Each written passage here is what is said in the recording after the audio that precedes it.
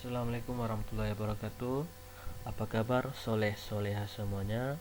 Semoga antum dalam keadaan sehat walafiat, amin ya rabbal alamin.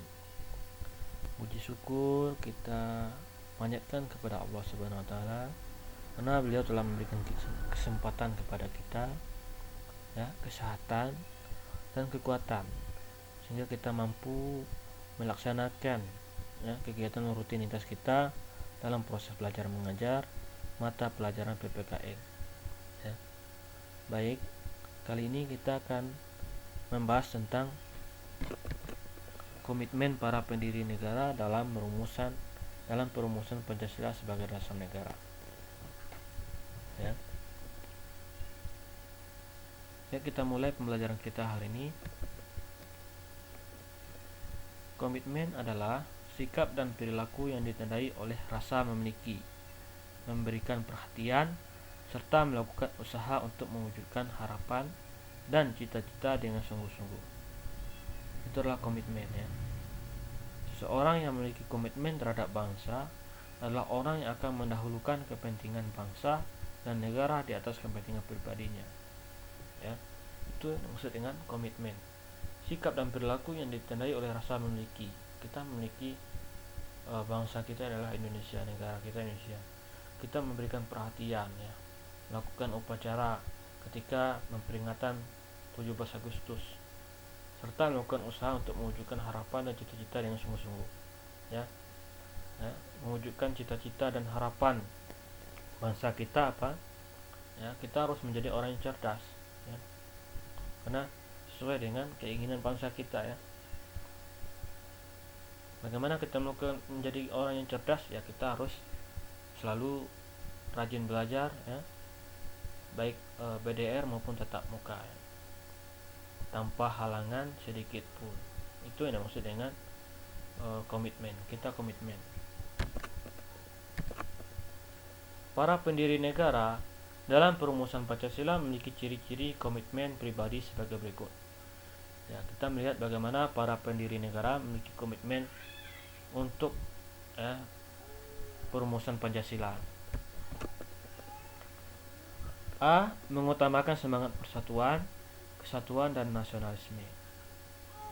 Pendiri negara memiliki semangat persatuan, kesatuan dan nasionalisme yang tinggi.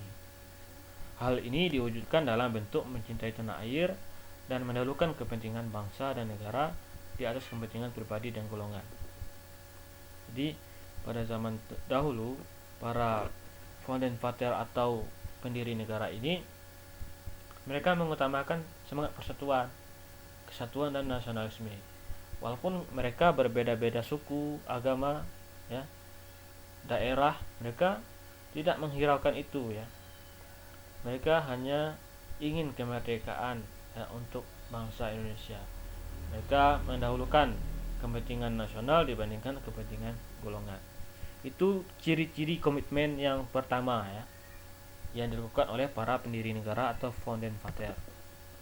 Yang kedua, adanya rasa memiliki terhadap bangsa Indonesia, ya. Para pendiri negara dalam merumuskan dasar negara Pancasila dilandasi oleh rasa memiliki terhadap bangsa Indonesia, ya. Oleh karena itu, nilai-nilai yang lahir dalam Pancasila berasal dari bangsa Indonesia itu sendiri, ya. Ketuhanan, kemanusiaan, ya, persatuan Indonesia, kerakyatan yang dipimpin oleh hikmat kebijaksanaan dalam permusyawaratan perwakilan, keadilan sosial bagi seluruh rakyat Indonesia. Itu lahir dari bangsa itu sendiri, ya.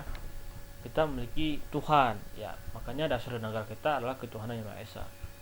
Kemudian kita memiliki manusia yang kita menginginkan kemanusiaan yang adil dan beradab, ya, makanya Pancasila yang kedua itu adalah kemanusiaan yang adil dan beradab. Kita ingin bersatu, makanya persatuan Indonesia adalah dasar negara, ya.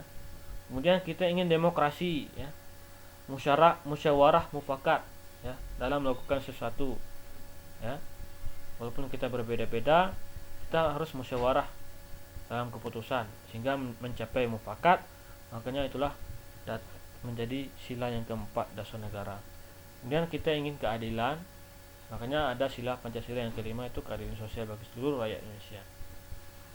Karena selama ini pada masa penjajahan kita merasa adanya ketimpangan ya, yang dirasakan bahwa kita berada di bumi kita sendiri ya, memiliki sumber daya alamnya sendiri, akan tetapi dikuasai oleh bangsa lain.